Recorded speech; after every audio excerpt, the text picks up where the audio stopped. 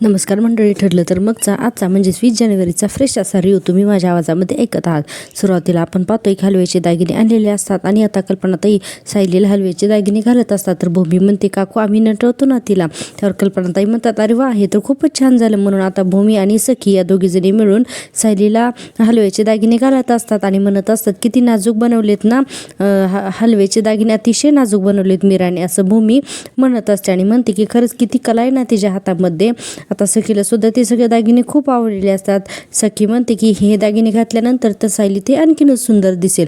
असं करून एक एक करून सगळे दागिने सायलीला हलव्याचे दागिने घातले जातात सखीने आणि भूमीने या दोघींनी मिळून. बरं, नाही तर भांडत बसा, मी बाहेर जाऊन बोलून येते. अर्जुन म्हणतो, मी पण येतो. अस्मिता म्हणते, अर्जुन थांब, पूर्ण आजीने सांगितले की सगळे रीतिरिवाज व्यवस्थित फॉलो केले गेलेच पाहिजेत म्हणून. आणि असं अस्मिताने सांगितल्यानंतर अर्जुन काहीच बोलत नाही. अस्मिता पुढे म्हणते, तुला जर आर्ग्युमेंट करायचं असेल तर जा आणि त्याच्यासमोर जाऊन कर. आता अर्जुन गप्पच बसतो आणि म्हणतो की ठीक आहे, मी बोलीन, पूर्णाजीशी आरामात बोलीन, पण मी हे दागिने घालणार नाही म्हणून. आता यावरती सायली म्हणते, तुम्ही दागिने घालणार नाही? अर्जुन म्हणतो, नाही घालणार, मी घालणार नाही. सायली म्हणते, ठीक आहे, मग मी पुढचे 4 दिवस तुमच्याशी अजिबातच बोलणार नाही. असं म्हणून सायली आता तोंड फुगवून बसते. आता अर्जुन जातो आणि बेडवरती सायलीच्या शेजारी जाऊन बसतो आणि म्हणतो की लगेच भूमी सखीला खुणवत असते, हां बघ आता अर्जुन कसा बसलाय म्हणून. लगेचच अर्जुन म्हणतो की ठीक आहे, घालतो मग मी दागिने. सखी लगेच म्हणते, चला, अर्जुन भाऊजीने शस्त्र टाकले म्हणून. आता असं म्हणल्यानंतर भूमी म्हणते सायलीला की तूच घाल बाई दागिने. आता लगेच सायली तिथले दागिने घेते आणि एक एक दागिना करून अर्जुनला घालत असते. आणि अर्जुनने अतिशय घाणतोंड केलेलं असतं, कारण त्याला हे दागिने घालायचेच नसतात. अर्जुनला तर पहिल्यांदा सायली तो हलव्याच्या दागिन्यांचा हार घालते, त्यानंतर अंगठी घालते. आता आणि पुढे सायली म्हणते, हे सगळं घातल्यावर किती देखणे दिसताय हो तुम्ही. आता सायलीने छान कौतुक केलं अर्जुनचं. आता हे सगळे जण बघून लाजत असतात हां की हे या दोघांचं म्हणजे कसं काय चाललंय ते. आता अर्जुन म्हणतो की तू पण म्हणून. छान कौतुक सोहळा दाखवलाय हा आज, ठरलं तर मग. आता सखी हे सगळं बघून, तू काय, काव्या काय, नंदिनी काय, सगळ्या जणीच वेगवेगळ्या परिस्थितीत अडकलेल्या आहातच ना ग, पण स्वतःवरती विश्वास ठेवायचा हां, आणि अजिबात हारायचं नाही. मग बघ, मग सगळं काही नीट होतं. असं आता सायलीने सांगितल्यानंतर भूमीसुद्धा सखीला म्हणते, ठीक आहे, पण अस्मिता स्वतःच्याच मनाशी आता या सगळ्या गोष्टीला कम्पेअर करते. इकडे आपण पाहतोय की काव्या फोनवरती बोलत असते आणि म्हणते, हो हो हो, होतंच आलं इकडचं, मी निघतोय थोड्या वेळात. इतक्याच तिला नागराचा फोन ऐकायला येतो. नागराज जो आहे तो त्या मैपच्या गुंडाशी बोलत असतो आणि म्हणतो, मला काय सांगतो, असा कसा निसटला मैपत तुझ्या ह्याच्यातून, आणि काय रे, मागे काय म्हणाला होतास तू की आतमध्ये 2 माणसं आहेत, मग डबल पैसे पडतील, 2-2 माणसांवर लक्ष ठेवायचे. आता हिच्यावरती लक्ष ठेवणारच का नाही तू? आता मैपत नसतो, हिच्यावर जरी लक्ष ठेवणारच का नाही? हिला नका पळून जाऊ देऊ हां, हात तिचे करकचून बांधून ठेवा त्यावर. तो रघु म्हणतो, मागच्या वेळेस तुम्ही मला सांगितलं नव्हतं की मैपत साहेब आत आहेत म्हणून.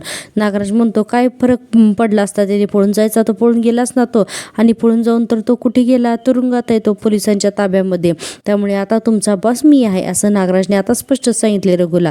आणि म्हणतो की मी तुम्हाला कामाचे पैसे देतोय, त्यामुळे माझं काम करायचं आणि मी सांगतो ते करायचं, फालतूचे प्रश्न विचारायचे नाहीत. आता काय सांगितलं मी तुम्हाला, तिचा व्हिडिओ करून पाठव मला, ठीक आहे, मग पाठवायचा, कळलं का? असं आता रघुला सांगत असतो. रघुसुद्धा हो म्हणतो. नागराज म्हणतो, मी वाट बघतोय हां. आता काव्या पाठीमागून हे सगळं ऐकत असते आणि हे बघत सुद्धा असते की नागराज फोनवर बोलतोय तो. नागराज म्हणतो की पाठव आता, म्हणून रघु म्हणतो हो, आणि आता नागराज फोन ठेवतो. इकडे काव्या विचार करायला लागते, भिंतीच्या आड लपते आणि आता काव्या विचार करते की हे नागराज काका कुणाशी. आता काव्या तिथून निघून जाते आणि आता जिथून काव्या निघून गेली तिथे नागराज येतो, पण त्याला काही तिथे कुणी दिसतच नाही. म्हणजे नागराजच्या थोडक्यात लक्षात आलेलं नाही की त्याचं बोलणं जे आहे तर ते काव्याने ऐकलंय म्हणून. आणि आता आपण पुढचा सीन बघतोय. आपण पाहतोय सुभेदारांच्या घरामध्ये बरीच काही पाहुणे मंडळी आलेली असतात. आता कल्पनाताई म्हणतात, चला सुरू करूयात का आपण संक्रांतीचा कार्यक्रम. आता लगेचच पहिल्यांदा कल्पनाताई औक्षणाचं ताट घेतात आणि सायलीला हळदी कुंकू लावतात. त्याच्यानंतर अर्जुनला सुद्धा एक नाम ओढतात आणि या दोघांना हळदी कुंकू, तिळगुळ वगैरे देऊन कल्पनाताई त्यांच्या लेकाचं आणि सुनेचं छान असं कौतुक करत असतात. भूमी, सखी हे सगळेजण पाहत असतात. आता इतक्यातच तिथे काव्या येते. आता काव्यासुद्धा बघते की आता यांचा सोहळा सुरू आहे. आता कल्पनाताई तिळगुळ वगैरे देतात दोघांच्याही हातात, दोघेही तिळगुळ घेतात. पण आता काव्याला प्रश्न पडलेला असतो की मी सायलीपर्यंत कसं पोहोचू आणि या सगळ्या गोष्टी सायलीला मी कसं सांगू. म्हणजे असं काव्याच्या एक्सप्रेशनवरून तर दिसत आहे. आता आपण पाहतोय की कल्पनाताईंनी या दोघांना तिळगुळ वगैरे दिल्यानंतर आता अस्मिता येते, आता अस्मिता देते. आता एक एक करून घरातले सगळेच मेंबर जे आहेत तर या दोघांना हळदी कुंकू देत असतात, तिळगुळ देत असतात. आणि यानंतर आता प्रतिमाता येतात. पण इतक्या वेळ झालं काव्या वाट बघते, पण तिला अजून सायली काही रिकामी भेटतच नाही की हे सगळं सांगण्यासाठी. आता काव्याला प्रश्न पडतो की आता कसं सांगावं म्हणून. इतक्यातच पूर्णाजी म्हणतात, सायली सगळ्यांना हळदी कुंकू दे, आणि सगळ्यांना सांगतात की आज सायली सगळ्यांना वाण म्हणून स्वतः रुजवलेली रोपं द्यायची ठरवली आहेत, असं आता सायली असं पूर्णाजी सगळ्यांना सांगतात. आता सगळ्यांना छान त्याचा अभिमानच वाटतो या गोष्टीचा. आणि खरंच ही एक खूपच छान कल्पना आहे. आणि प्रेक्षकांनो, तुम्हाला जर का मी दिलेला रिव्ह्यू आवडत असेल तर प्लीज माझ्या चॅनलला सबस्क्राईब करा, कारण चॅनल मॉनिटाईज होण्यासाठी तुमच्या सपोर्टची खूप गरज आहे. त्यामुळे प्लीज व्हिडिओला लाईक करा आणि चॅनलला नक्की सबस्क्राईब करा. तर आता आपण पाहतोय की सायली तिथं आलेल्या सगळ्या बायकांना हळदी कुंकू लावत असते, तिळगुळ देते, आणि तिने जे रोप स्वतः रुजवलेलं असतं तर ते प्रत्येकाला एक एक रोप देत असते. आता काव्या एकसारखी सायलीकडेच बघत असते, पण सायलीला अजिबातच वेळ नसतो, कारण सायली रिकामी नसते ना. सायलीला सतत सगळ्याला हळदी कुंकू वगैरे लावायचं असतं. घरामध्ये खूप लोक जमा झालेले असतात. आता अर्जुन, सायली प्रत्येकाला हळदी कुंकू लावत असते, अर्जुन तिळगुळ देत असतो आणि सगळ्यांचे आशीर्वाद घेत असतात. इतक्यातच सायली आणि अर्जुनला नागराज तिथे एका कोपऱ्यामध्ये मोबाईलवर काहीतरी बघतो हे दिसतं. आता अर्जुन त्याच्याकडे जाणार, इतक्यातच सायली त्याला थांबवते आणि आता स्वतः तिळगुळाची वाटी घेऊन नागराजकडे जाते आणि म्हणते, नागराज काका तुम्ही, असं म्हणते. आणि म्हणते की मला वाटलं नव्हतं की इतकं सगळं झाल्यानंतर की तुम्ही परत इथे याल म्हणून. आता असं बोलल्यानंतर नागराज तर उठून उभा राहतो आणि म्हणतो की त्याचं काय आहे ना सायली, की काय करू ग सांग ना. मी जर घरी थांबलो असतो ना तर फक्त सुमनचे विचारच मनामध्ये येत राहतात ग, सगळीकडे तिचा चेहरा दिसत राहिला असता, असं नागराज म्हणतो. आणि म्हणतो की पुढे, मला माहिती ग की तुम्ही सगळे जर माझ्यावर खूप रागावलायत म्हणून, तरीही मी इथं आलो. आणि पुढे सायली म्हणते, सुमन काकूंना ज्याने कुणी लपवलंय ना त्याला शिक्षा तर नक्कीच मिळणार नागराज काका.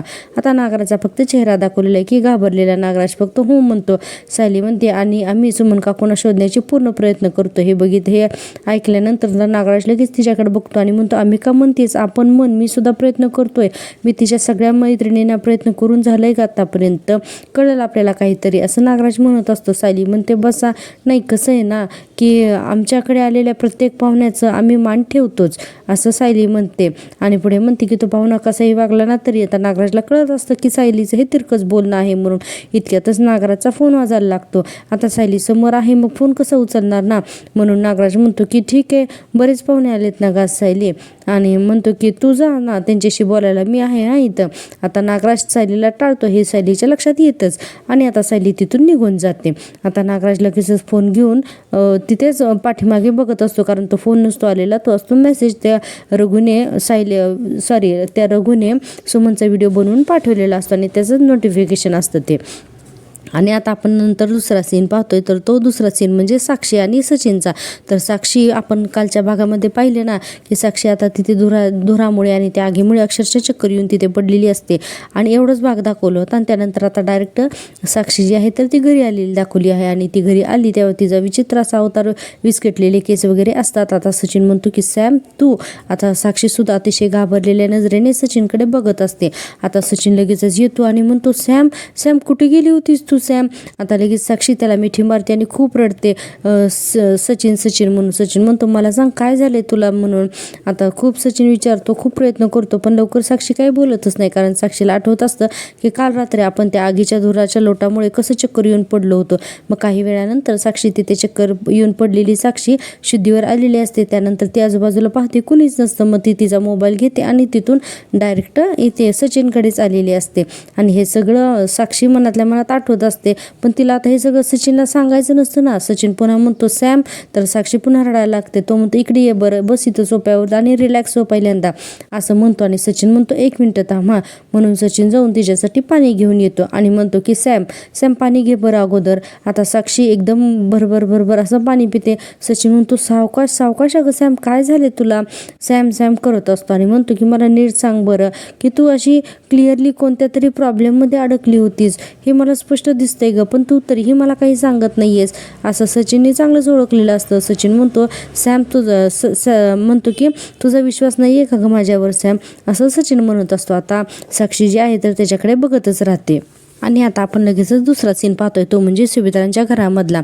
एकीकडे नागराजला त्या लोकांनी पाठवलेला सुमनचा व्हिडिओ नागराज बघत असतो की नक्की सुमन सेफ तरी आहे ना, म्हणजे हे सगळे मैपचे गुंड तिच्यावरती लक्ष ठेवून आहेत ना, किंवा सुमन पळून गेली नाही ना, हे सगळे नागराज व्हिडिओवरती पाहत असतो. इतक्या त्याचं भूमी पाठीमागून येते आणि तिला लक्षात येते की नागराज सुमनचाच व्हिडिओ बघतोय.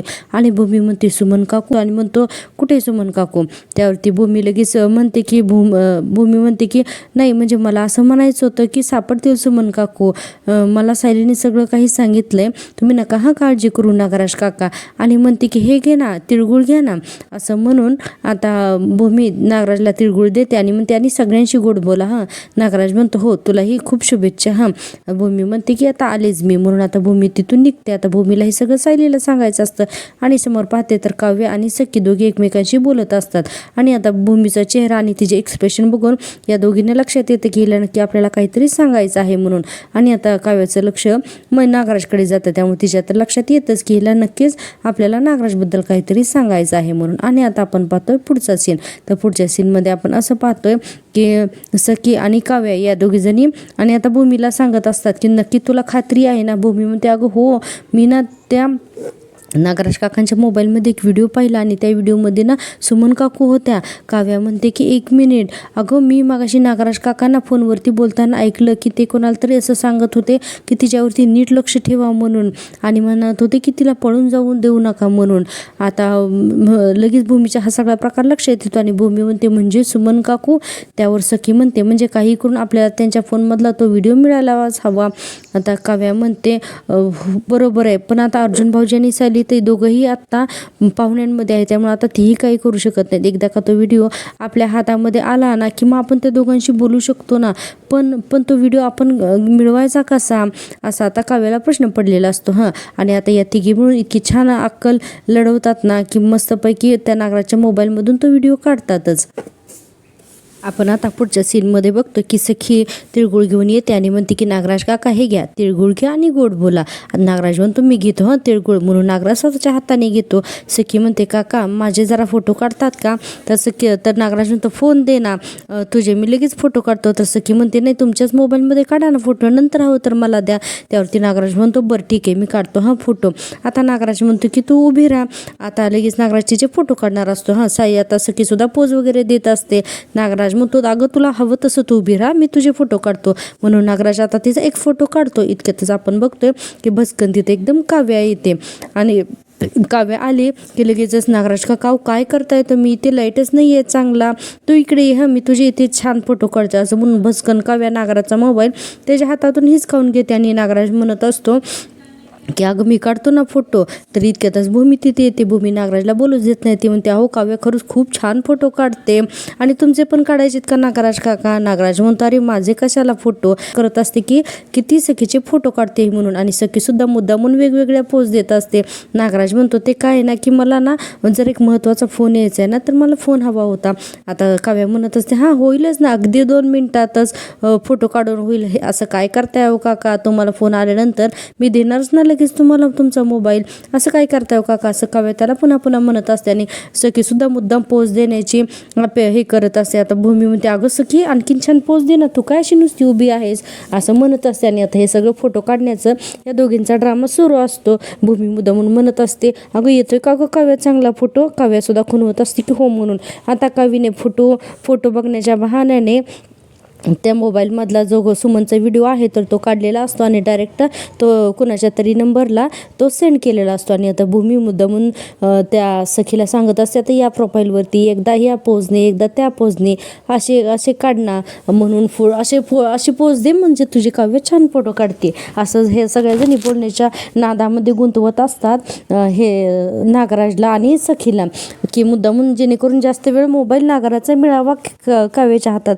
आता फोटो सगळे काढून झाल्यानंतर तो व्हिडिओ काव्या सेंड करते आणि म्हणते एक्सलंट फोटो क्वालिटी आहे नागराज काका, मस्त मोबाईल आहे तुमचा, असं म्हणून आता नागराजच्या हातामध्ये काव्या मोबाईल देते आणि थँक्यू म्हणून तिथून दोघी निघून जातात. आता आपण पुढच्या सीनमध्ये पाहतोय की सचिन या साक्षीला म्हणत असतो की हे काय लागले सगळं तुझ्या डोक्यामध्ये आणि हे काय झालंय सगळं, हे बघ साक्षी तू काहीतरी मेजर प्रॉब्लेममध्ये अडकली होतीस आणि तू मला काही सांगत नाहीये, दुराचा वाससुद्धा येतोय, प्लीज सांगशील का मला नक्की काय झालंय ते.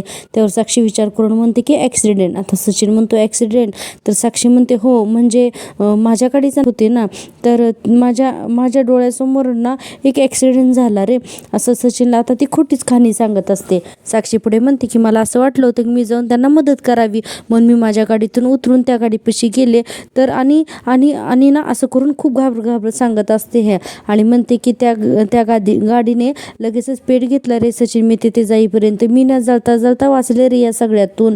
आता सचिन लगेच तिच्या डोक्यावरून हात फिरवतो आणि म्हणतो सॅम ओ माय बेबी तू मला कॉल का नाही केलास. साक्षी म्हणते अरे मला त्यावेळेस खरंच काही सुचलंच नाही रे काय करावं ते, मी तिथून निघाले, तिथून मी गाडीत बसले, अरे मी कितीतरी वेळ माझ्या गाडीमध्ये सुन्नपणे बसले होते रे सचिन, असं घाबरत साक्षी सांगत असते. आणि म्हणते सचिन मला तो आगीचा भडका वगैरे पाहायला ना मी दूर आणि मला खूप भीती वाटते रे, म्हणून आता साक्षी खूप रडायला लागते आणि आता सचिनच्या जवळ जाऊन त्याच्या मिठीमध्ये जाऊन खूप रडत असते, कारण तिला सत्य सांगता येत नसतं, पण सचिन हे सगळं ओळखलेलं असतं. सचिन म्हणतो की सॅम नक्की खोटं बोलतीये, काहीतरी मेजर प्रॉब्लेम झालेला असणार आणि हे सगळं त्या महिपशी क्रिशी कनेक्टेड असणार आहे असं आता सचिनला वाटत असतं आणि तो त्याचा अंदाज नेहमी खराच असतो. आणि आता आपण पुढे पाहतो की इकडे सायली रूममध्ये येते आणि म्हणते की काय हो मला इथं का बोलवलं. अर्जुन म्हणतो मी, अगं सखीने सांगितले की तू मला इथं बोलवलंस. सायली म्हणते की नाही मला भूमीने सांगितलं ना तुम्ही मला इथं बोलवलं, ती का असं बोलेल, असं म्हणून आता या दोघांची वादावादी सुरू होते. इकडेच आपण पाहतो की नागराज जो आहे तो अजूनही सुभेदारांच्या कोपऱ्यात उभा असतो आणि नागराज म्हणत असतो की त्या अर्जुन सायलीच्या वागण्यावरून तर असं वाटत नाही की त्यांना सुमनबद्दल काही कळलं असेल. प्रियासुद्धा तेच म्हणत होती. आता इथं थांबण्यात काही अर्थ नाही आहे, आता आपल्याला सुमनवरती वॉच ठेवायला गेलेलं बरं, महिपतच्या माणसांवरती भरोसा ठेवण्यात काहीच पॉईंट नाही असं नागराज म्हणून आता नागराज तिथून सटकतो. आता पुन्हा इकडे दाखवलेलं आहे की भूमी तिथे येते आणि अर्जुन सायलीला म्हणते भांडू नका, आम्हीच तुम्हाला इथे बोलवलेलं आहे दोघांना म्हणून. आता अर्जुन म्हणतो का, सायली म्हणते अगं सांगा ना पण का. त्यावर सखी म्हणते आम्हाला ना तुम्हाला काहीतरी सांगायचं होतं. आता असं म्हणल्यानंतर पुढे सखी म्हणते की पण ते बाहेर सगळ्यांसमोर नसतं ना सांगता आलं आम्हाला. आता अर्जुन सायली थोडे सिरियस होतात ना, नक्की असं काय सांगायचं आहे. अर्जुन म्हणतो असं काय सांगायचं तुम्हाला. इतक्यातच काव्या म्हणते की सांगते काय झालं ना की म्हणजे मला कॉल आला होता ना, मग मी बाहेर गेलेले होते फोनवरती बोलायला, तेव्हा असं म्हणून आता हे म्युझिकली दाखवलेलं आहे की काव्याने कसं फोनवर बोलताना नागराजचं बोलणं ऐकलेलं असतं की तिला पळून जाऊ देऊ नका, हात एकदम तिचे घट्ट बांधून ठेवा, असं काही नागराज फोनवरती बोललेलं असतं. हे सगळं काव्याने ऐकलेलं असतं आणि ती या अर्जुन सायलीला सांगत असते. त्यानंतर पुढे भूमीसुद्धा हे सगळं सांगायला लागते की मी सुद्धा सुमन काकूचा व्हिडिओ नागराज काकांच्या मोबाईलमध्ये पाहिला आणि त्यानंतर नागराज काकांनी कशी फिरवी केली हे सगळं भूमी जे आहे तर ती आता अर्जुन सायलीला सांगत असते. आणि अर्जुन सायली जे आहे ते बापरे अतिशय शॉक्ड झालेले असतात, कारण त्यांना इतक्या दिवस फक्त संशय असतो आणि आज फक्त भूमी आणि काव्य या दोघींमुळे त्यांचा जो संशय आहे तर तो खात्रीचाच पटला गेलेला असतो. आणि पुढे काव्याने हेही सांगितलेलं असतं की कसा आम्ही नागराच्या तावडीतून त्याचा जो व्हिडिओ आहे ना तो त्याच्या मोबाईलमधून आम्ही कसा मिळवला ते. आता हे सगळं काही काव्या आणि भूमी सखी या तिघीजणी मिळून अर्जुन सायलीला सगळं काही सांगत असतात. आणि प्रेक्षकांनो आपल्याला असं दाखवलेलं आहे की ठरलं तर मग आजचा भाग इथेच संपलेला आहे आणि आपण पुढच्या भागामध्ये पाहणार आहोत की आता अर्जुन आणि सायली अक्षरशः सुमनपर्यंत पोचतात, म्हणजे त्या जुन्या गॅरेजपर्यंत. पहिल्यांदा तर त्यांना सापडत नाही. सायली म्हणते चुकीच्या ठिकाणी आपण आलो असेल का, पहिले पुढच्या ठिकाणी आपण जायचं का. आता सुमन या दोघांना बाहेर रस्त्यावरती बघते ना आणि आता स्वतःची खुर्ची सरकवत जोरात त्यांना सांगत असते. तिचं तोंड बांधलेलं असतं आणि तोंडात बोळा कोंबलेला असतो, तरीसुद्धा सुमन जे आहे तर ते आवाज करून अर्जुन आणि सायलीला जेणेकरून आवाज ऐकायला जाईल अशा पद्धतीने आवाज कटकट करते. आणि आता आपण हे पाहतोय की अर्जुन सायलीने सुमनला पाहिलेलं असतं. आता अर्जुन तर अक्षरशः दारावरती लाथ मारून दरवाजा उघडतो आणि आता सुमन त्याला दिसलेली असते. तर मस्त आहे उद्याचा सुद्धा भाग, तर त्यामुळे नक्की पाहत राहा माझ्यावरती सिरियल. आणि हो प्लीज व्हिडिओला लाईक करा आणि चॅनलला नक्की सबस्क्राईब करा. भेटूया उद्याच्या भागात, तोपर्यंत टेक केअर, बाय.